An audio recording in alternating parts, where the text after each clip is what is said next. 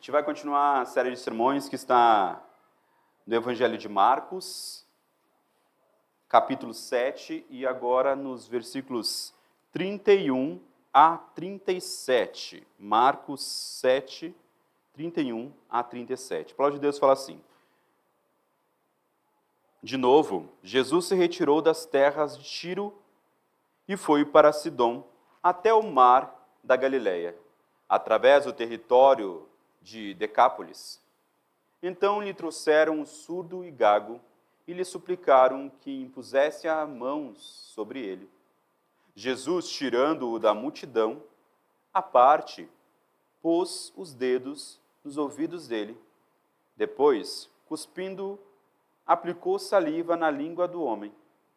Então, erguendo os olhos aos céus, suspirou e disse: Efata, que quer dizer, abra-se. E logo os ouvidos do homem se abriram e os empecilhos da língua se soltou, e ele falava sem dificuldade. Jesus lhe ordenou que não contasse isso a ninguém, porém, quanto mais recomendava, tanto mais eles divulgavam. Ficavam muito admirados, dizendo: tudo ele tem feito muito bem.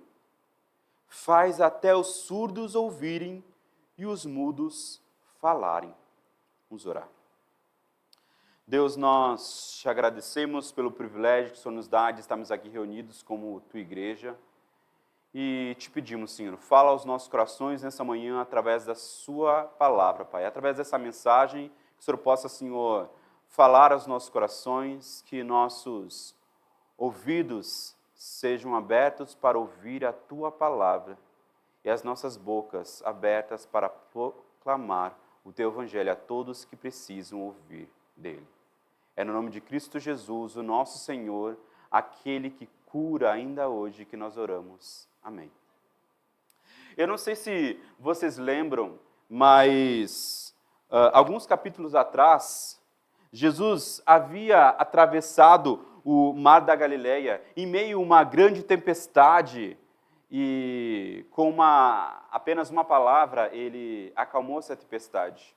E chegando no outro lado do mar da Galileia, em Decápolis, onde ele está hoje, no texto que nós lemos, ele encontrou um homem que estava possuído há muito tempo por espíritos imundos, que ele chegava a se cortar e também vivia em cemitérios, atormentava as pessoas que passavam por lá. E Jesus o libertou dessa escravidão que ele havia estado há muito tempo.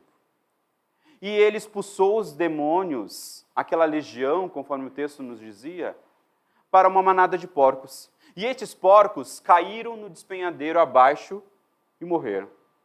Aquelas pessoas que viam na região pediram para que Jesus saísse dali. E Jesus saiu. Mas antes ele falou para aquele homem, o ex-endemoniado, que falasse tudo aquilo que havia acontecido com ele.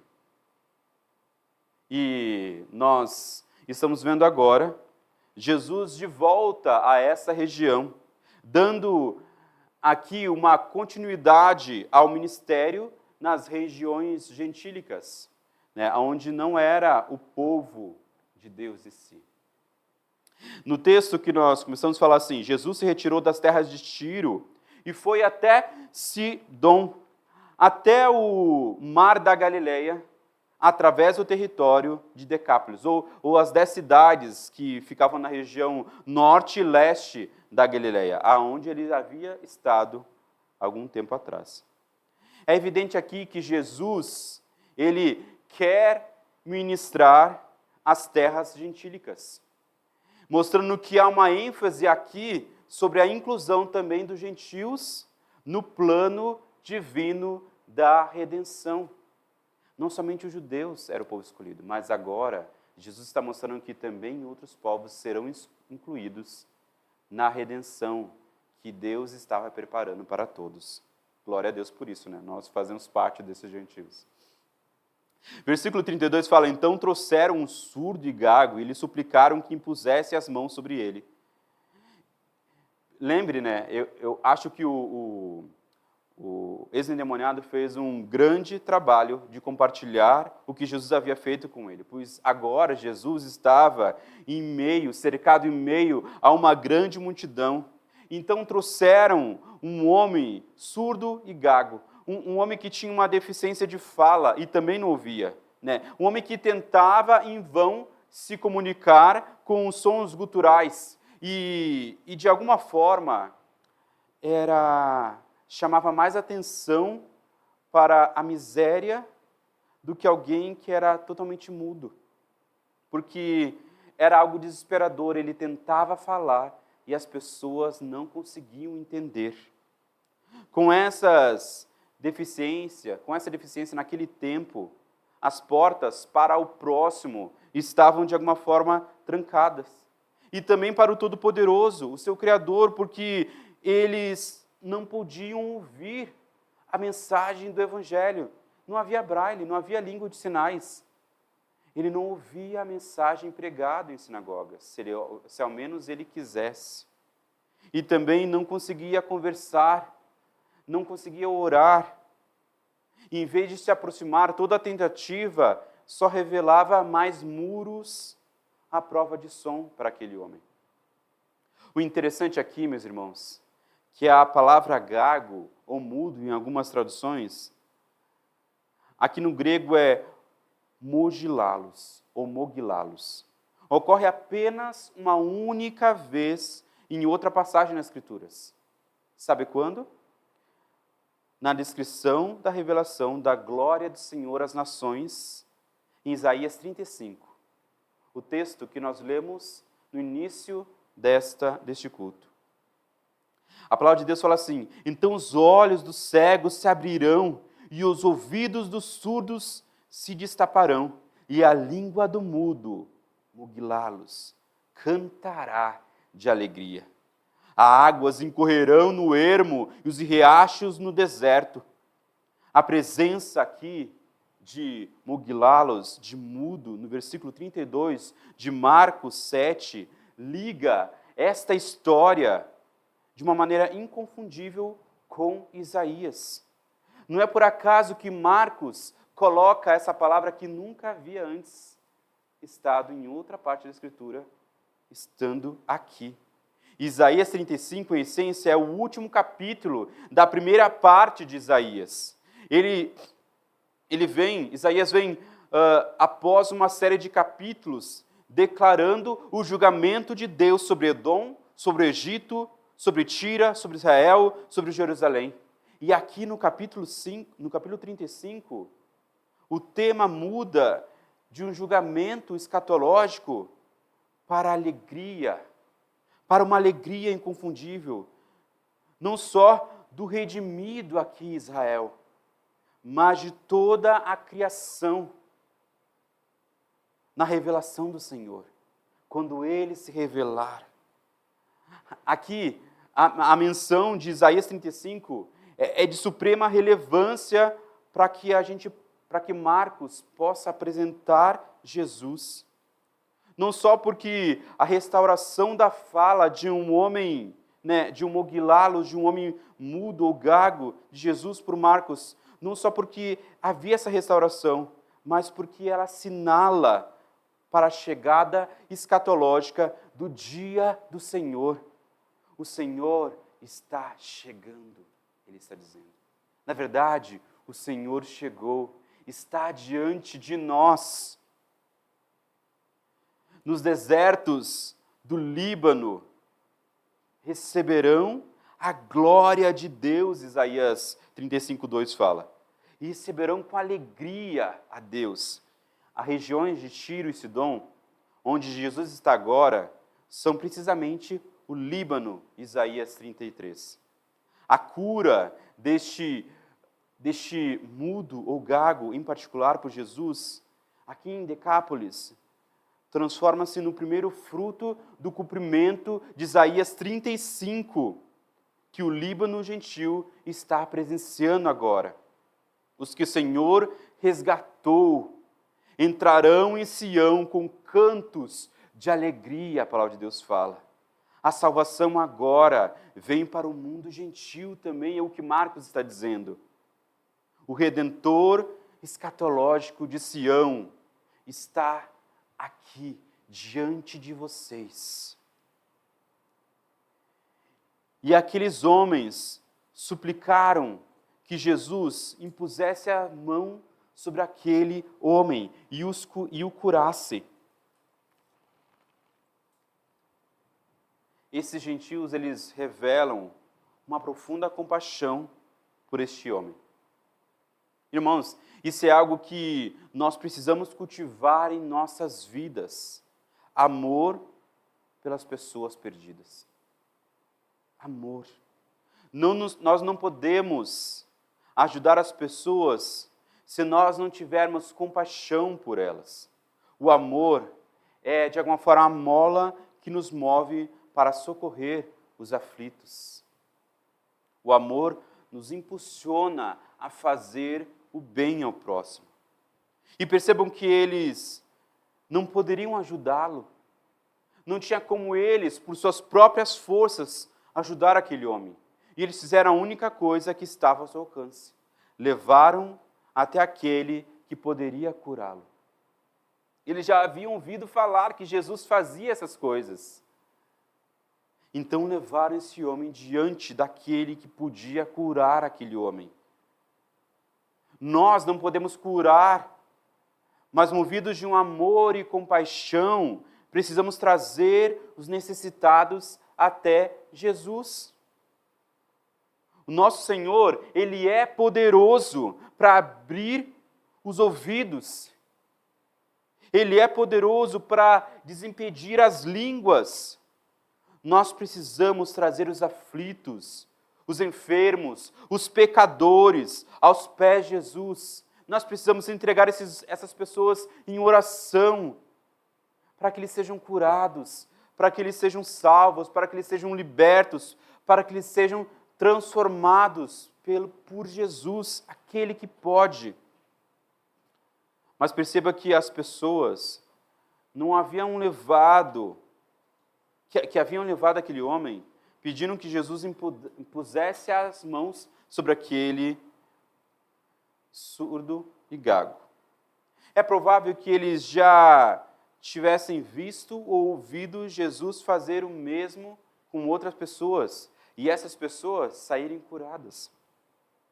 Mas essas pessoas, elas iriam descobrir, nessa passagem, que Jesus tinha uma maneira muito própria de fazer as coisas. Ao tratar as pessoas, o Senhor escolheu os seus próprios métodos para cuidar. Lembre-se de Naamã, que estava cheio de lepra. Ele precisou entender essa lição. Jesus lhe mandou que ele mergulhasse no Rio Jordão para que pudesse ser curado.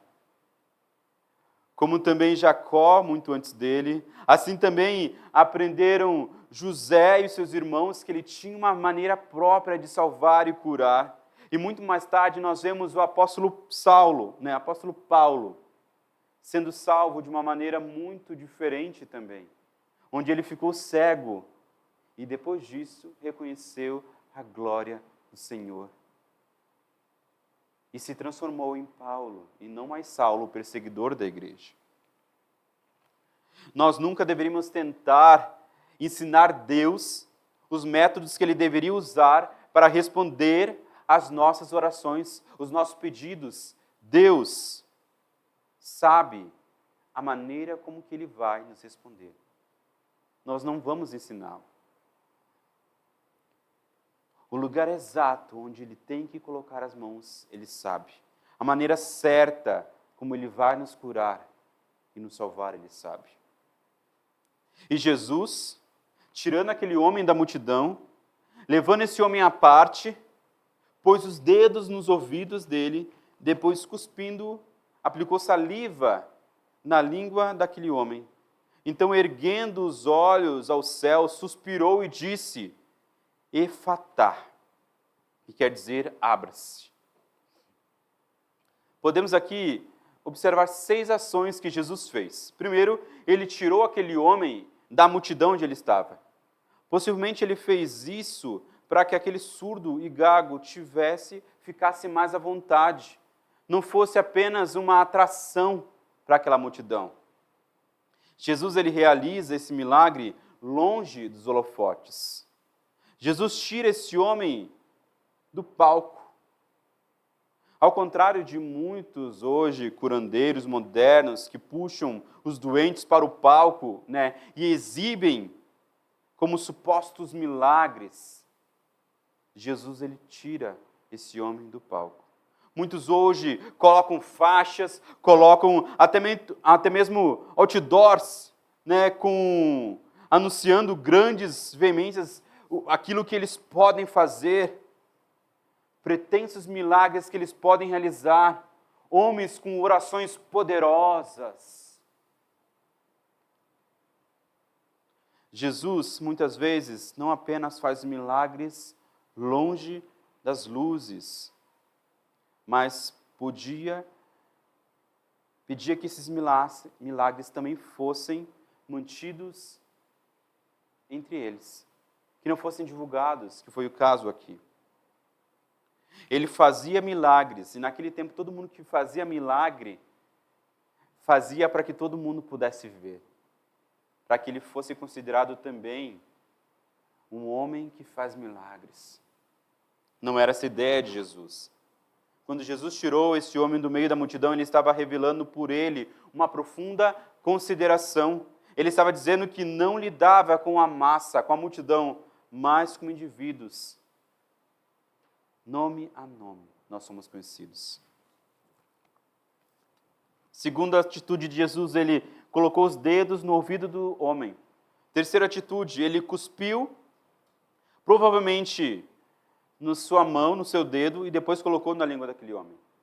Uma atitude, hoje, nem um pouco bem vista, depois até mesmo de uma pandemia, que a gente usava marcas e tudo. Mas Jesus sabe o que faz. Não vamos questioná-lo, não é mesmo? A gente já acabou de falar sobre isso. Jesus podia apenas ter dado uma ordem e aquele homem ficaria curado, não é mesmo? A gente já viu isso acontecer. Uma história atrás, uma passagem atrás, ele fez isso com a menina que estava endemoniada, cuja mãe se ajoelhou diante dele e pediu para que isso fizesse. Jesus não estava nem na casa junto daquela menina. Ele estava longe. E apenas uma palavra, aquela menina foi liberta. Ele poderia ter feito isso aqui também, mas ele escolheu não fazer. Ele poderia também ter feito este sinal em meio à multidão, mas Jesus o chama à parte, toca-lhe com as mãos e com a saliva. Esses gestos eram, de alguma forma, uma ponte de contato que Jesus queria com aquele homem. Onde ele só via barreiras, onde ele só via muralhas de falta de comunicação e de contato. Jesus quis ter uma proximidade com aquele homem. Jesus toca este homem para despertar a fé naquele homem. O toque de Jesus é um toque transformador. Ele tocou o leproso e ele foi curado. Ele tocou o cego de nascença e ele recebeu visão. Ele tocou este homem surdo e mudo e ele passou agora a ouvir e a falar perfeitamente.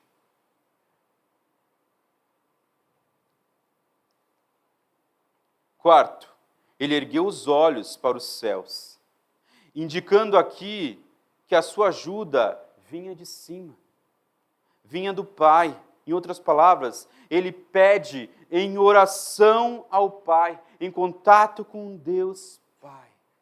Aqui. Quinto, ele suspirou. Antes de pronunciar palavras de cura, Jesus dá um profundo suspiro aqui. Esse sentimento de compaixão que Jesus estava demonstrando para com aquele homem. Ele se importa com o homem. Ao suspirar, Jesus aqui mostrou que a condição que ele estava tocando agora também o coração de Jesus. A condição daquele homem estava tocando o coração de Jesus. Jesus, ele nunca cura alguém pela metade, sem estar completamente envolvido com essa pessoa, com essa cura. A nossa dor também é a dor de Jesus. Na cruz, Jesus levou consigo todos os nossos pecados. Ele chorou no túmulo de Lázaro. Ele se compadeceu do leproso.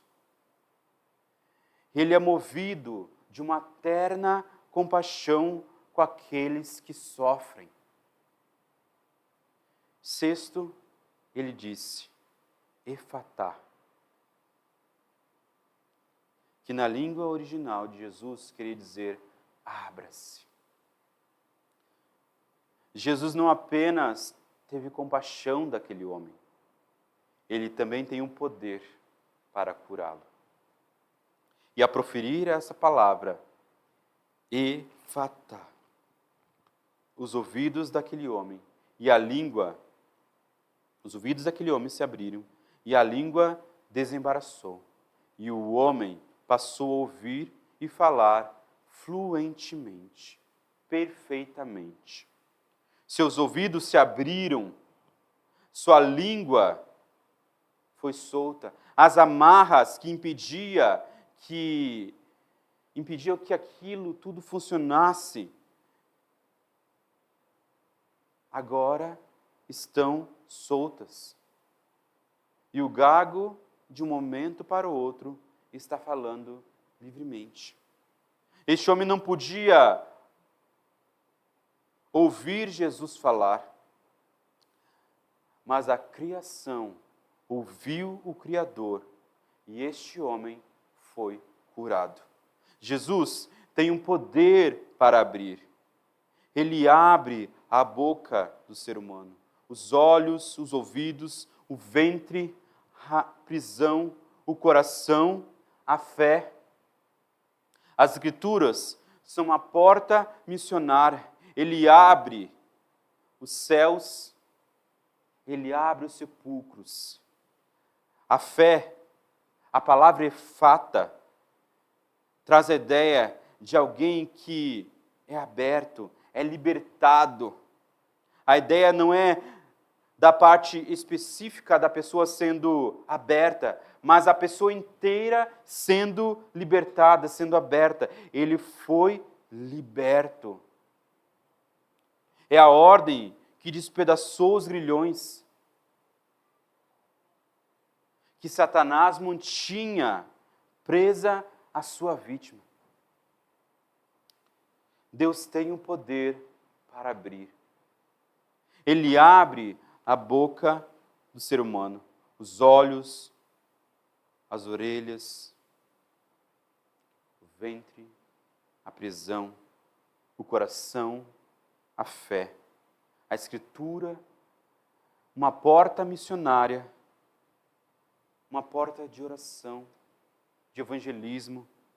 Ele abre os céus e os sepulcros, como eu falei. Jesus é o mesmo hoje. Ele ainda abre os ouvidos e desimpede a língua dos mudos. Eu queria parar aqui e pensar em como podemos aprender algo com essa passagem. Porque o surdo é uma pessoa que não ouve. Uma pessoa que é, de alguma forma, desligada da comunidade em que vive. Ela não participa das conversas, ela não dialoga. Irmãos, há aqueles que, por doença congênita, nascem com essa necessidade especial, física. Mas há também, entre nós, uma surdez moral e uma surdez espiritual. Essa surdez daqueles que não querem ouvir. Pessoas propositalmente resistem ouvir. Se os ouvidos estão fechados ao que Deus diz e ao que o seu semelhante fala também. Mas esse texto fala que Jesus tem um poder para curar aqueles que estão espiritualmente surdos também. Surdo é o homem que, indiferente aos lamentos e aos sofrimentos dos pobres e doentes, dos necessitados e aflitos. Surdo é aquele que tem ouvidos fechados e um coração fechado aos que pedem ajuda. Surdo é aquele que tem ouvidos fechados aos conselhos e a admoestações para o bem. São jovens que não escutam seus pais e por isso tomam decisões precipitadas, cometem erros que às vezes são irreparáveis, entram em problemas que não vão ser sanados. Quantos casamentos hoje turbulentos e desastrados jamais teriam acontecido se os filhos ouvissem o conselho dos seus pais? Quantos acordos e alianças jamais teriam sido firmados se os conselhos fossem ouvidos? Quantos conflitos entre irmãos seriam resolvidos se nós ouvíssemos o conselho dos nossos pastores?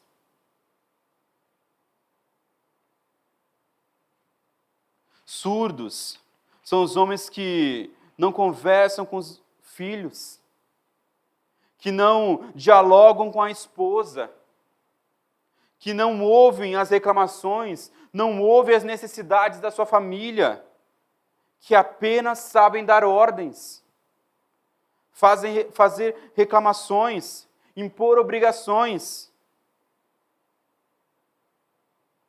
Muitos dos divórcios têm acontecido por falta de diálogo, porque não ouvem uns aos outros. Muitos filhos se perdem porque os pais não conseguem ouvir a aflição dos seus filhos. Surdos são também os magistrados, os homens da lei, que se deixam subornar, que pervertem a justiça, que corrompem o direito, que incendeiam, inocentam o culpado, que condenam o inocente. Eles são insensíveis aos gritos da dor dos injustiçados, daqueles que foram furtados, dos marginalizados, dos famintos, dos sem-teto, em vez de ser voz de uma esperança e de uma justiça. Surdos são todos aqueles que têm ouvidos fechados à palavra de Deus. São aqueles que dizem não aos convites da salvação do nosso Senhor Jesus, que dizem não à vida abundante que Jesus oferece a todos. Surdos são os que ouvem a voz de Deus e fogem, assim como Jonas fugiu. E não fazem como Samuel e dizem: fala, Senhor, que o teu servo ouve. Surdos são aqueles que, ao serem exortados por Deus e pela palavra, ao serem exortados pelos irmãos, ao abandonarem os seus pecados, ficam ainda mais agarrados à iniquidade, à sua perversidade, à podridão dos nossos pecados. Surdos são aqueles que, convidados a chegar e a beber dos rios de água viva, cavam para si cisternas rotas, pois eles não querem ouvir, não querem. Paulo fala a Timóteo que no final dos tempos, muitos se negarão a ouvir a palavra de Deus e acumularão para si pessoas que falam aquilo que eles querem ouvir. Pessoas que propositalmente se recusam, resistem a ouvir. Seus ouvidos estão fechados ao que Deus diz e ao que o seu semelhante fala. Mas o nosso texto aqui mostra que Jesus tem o poder para curar aqueles que são espiritualmente surdos.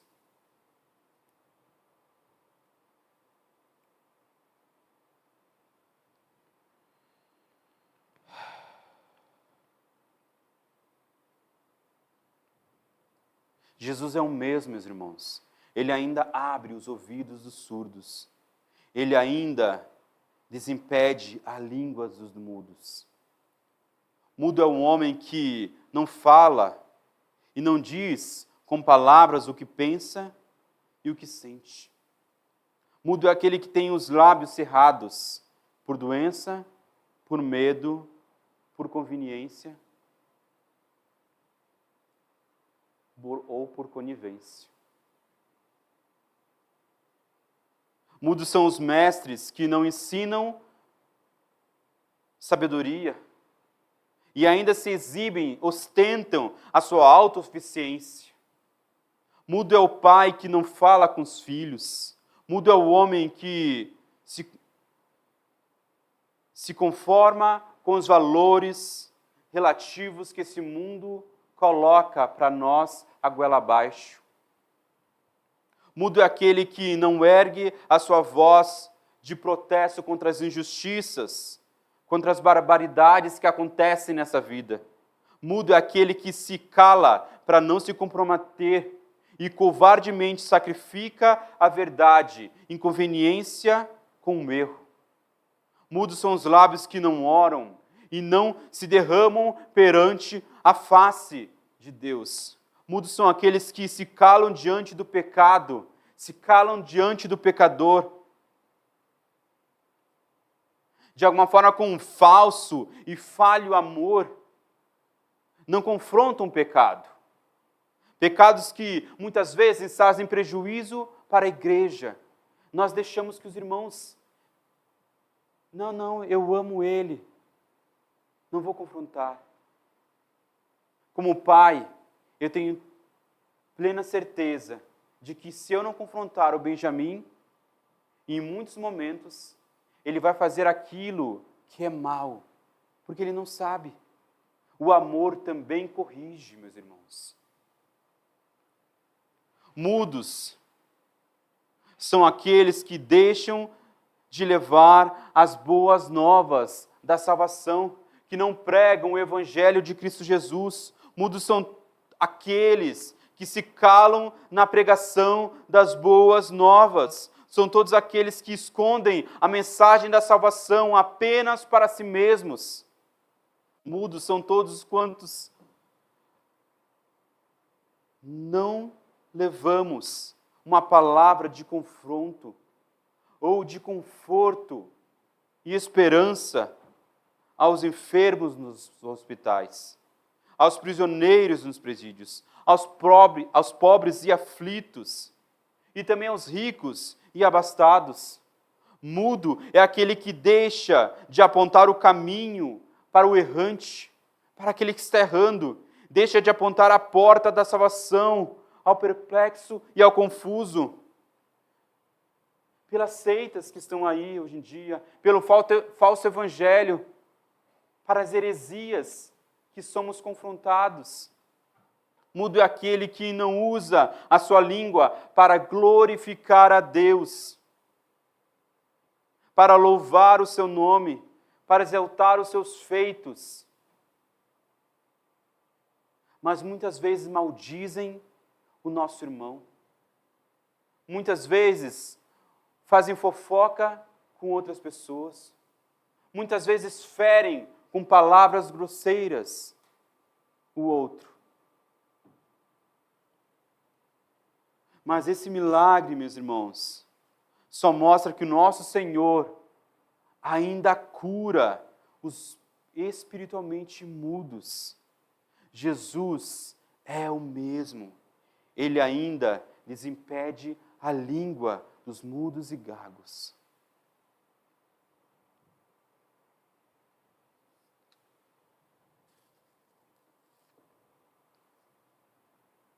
Agora eu gostaria que a gente olhasse para os últimos versículos para finalizar. 36. Jesus lhe ordenou que não contasse isso a ninguém. Parece aqui paradoxal, porque nessa mesma região, como eu falei antes, Jesus diz àquele gadareno, aquele ex-endemoniado, para ir e contar tudo o que o Senhor havia feito com ele. Agora, ele ordena que este homem, para que ele não falasse nada a ninguém, não é mesmo? E possivelmente a razão para que este fato aconteça é porque Jesus está terminando o seu ministério terreno aqui na terra. Está embocando até a caminhada dele até Jerusalém, onde Jesus morrerá na cruz. Jesus ele não queria que o dia da sua crucificação fosse antecipado, nem que as pessoas focassem a sua atenção nos milagres em vez da sua morte expiatória. Jesus ele não veio ao mundo para ser um milagreiro, ele veio para ser o Salvador. E é isso que precisa ser enfatizado aqui. E por isso ele fala, não falem nada. Mas essa ordem, ela não foi obedecida, não é mesmo? Porém, quanto mais recomendava, tanto mais eles o divulgavam. A obstinação da perversidade humana, pecaminosa, ela se mostra muito claramente nessa passagem. Jesus havia curado aquele homem, tinha feito uma benfeitoria para aquele homem, tinha ouvido o conselho dos seus amigos para que curasse ele. E mesmo assim, eles desobedecem. Sabe a mãe que sabe que o seu filho, ele não obedece? E a única maneira de, não sei vocês, mas na época quando eu era criança, tinha os mercados perto, né? Hoje em dia nenhum pai manda o filho para o mercado, né? Mas na minha infância, não tive essa sorte. Sempre eu tinha que ir para o mercado quando a minha mãe esquecia alguma coisa. Mas é como se a mãe falasse assim, olha, eu não quero que você vá para o mercado comprar tal coisa. Daí a gente ia, né? Porque a gente não obedecia. E daí ela ia, só sabia que a gente podia ir se a gente fizesse aquilo que ela estava falando para não fazer. Triste isso, né? Mas é isso que muitas vezes acontece. Não que essas pessoas aqui fossem crianças. Eles estavam deliberadamente desobedecendo a ordem de Cristo. Eram pessoas adultas. Não havia nenhuma desculpa possível para essa desobediência, para essa falta de obediência persistente daqueles homens. Quanto mais ouvia para não falar, mais eles proclamavam. Até mesmo a admiração que eles tinham para que esse homem, para com Jesus. E as coisas que ele fazia não servia para que eles fossem submissos a Jesus e obedecessem às ordens. Eles se admiravam, a palavra de Deus fala. Ficaram muito admirados, dizendo, tudo ele tem feito muito bem. Faz até os surdos ouvirem e os mudos falarem. Perceba, meus irmãos, que isso só mostra que é preciso mais do que um entusiasmo. Mais do que você admirar Jesus para ser um seguidor dele. Muitos admiram Jesus, muitos admiram seus feitos, muitos têm com Jesus como um grande mestre da moral, um grande filósofo. Mas é preciso muito mais para ser um seguidor de Cristo. Muitos dos admiradores de Cristo estão perdidos em seus delitos e pecados. A verdadeira obra do discípulo é revelada lá em João 15, 14, onde Jesus fala: vós sois os meus amigos, se fazeis o que eu vos mando. É assim que se reconhece um seguidor de Cristo, quando ele ouve a palavra de Deus e a cumpre e obedece.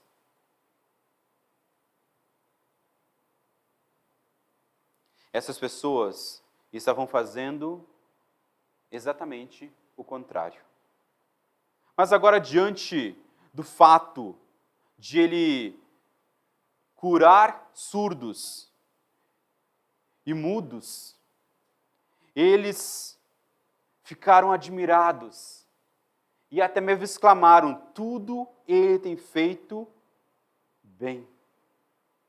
Tudo ele tem feito bem. Todas as obras da criação de Deus são perfeitas. Lembre-se em Gênesis, depois de tudo aquilo que Deus fez, ele olhou para tudo e diz: tudo é muito bom. Como agora as pessoas não conseguem deixar de falar, tudo que Deus faz é bem.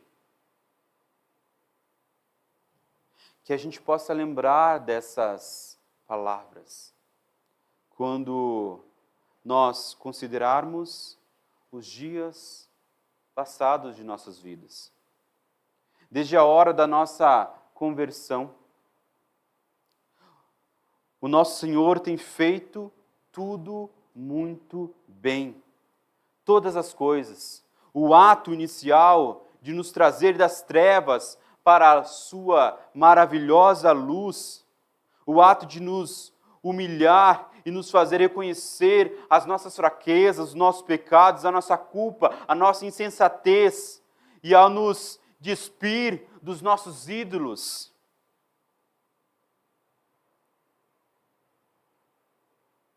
Como bem Ele tem feito tudo. Ele tem feito tudo muito bem em nossas vidas.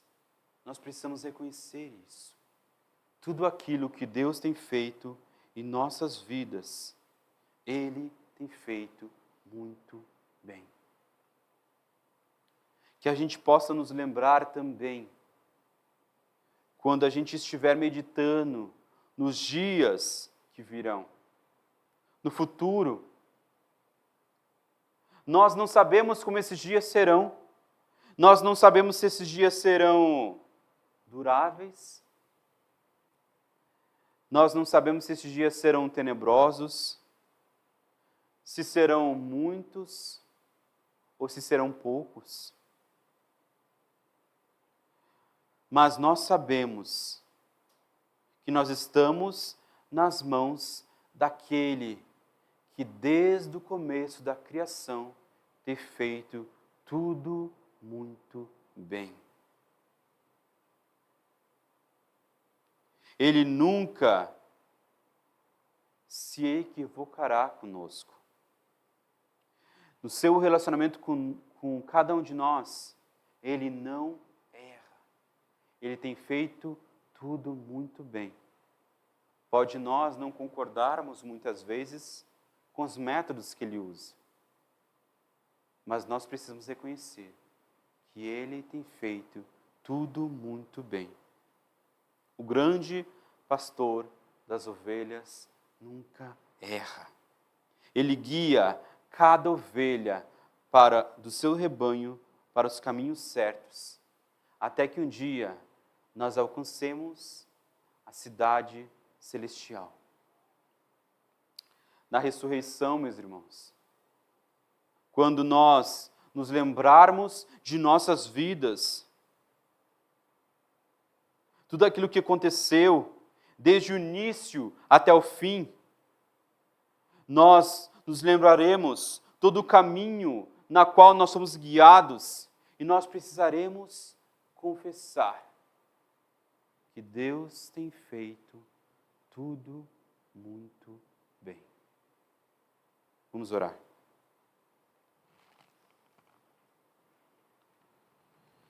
Deus, nós te agradecemos, Pai, pela tua palavra, Deus. Nós te agradecemos, Pai, porque a sua salvação, Deus, chegou àqueles que não estavam na tua aliança, mas foram enxertados, Pai. Obrigado por isso, Senhor. Obrigado porque a tua salvação chegou até nós hoje, Pai. Obrigado, Pai, porque nós não merecíamos, Pai. Nós estávamos mortos em nossos delitos e pecados, Pai. Nós estávamos sobre a sua ira porque nós desobedecemos a tua lei, a tua palavra, Senhor. Nós, Pai, fomos surdos à sua palavra, ao seu evangelho, Deus. E quantas vezes nós continuamos assim, Deus? Nós muitas vezes fomos mudos, Pai, diante do teu evangelho, Pai. Muitas vezes nós não pregamos, não anunciamos as boas novas da salvação que um dia, Pai, nos tirou do reino das trevas e nos trouxe para o reino do seu Filho amado Jesus, em quem nós temos a salvação de nossos pecados, Senhor. Obrigado, Pai, porque em Jesus, aquele que ainda cura, Senhor, aquele que ainda nos liberta, aquele que ainda abre, Senhor, as nossas vidas para uma vida muito mais maravilhosa, Senhor, nos alcançou um dia, Pai. Obrigado, Senhor. E faz, Deus, com que nós nos lembremos daquilo que o Senhor fez em nossas vidas e que a gente possa colocar a esperança no nosso bom pastor, que tem feito tudo muito bem nos futuros que virão pela frente. É no nome de Cristo Jesus, o nosso bom pastor, que nós oramos. Amém.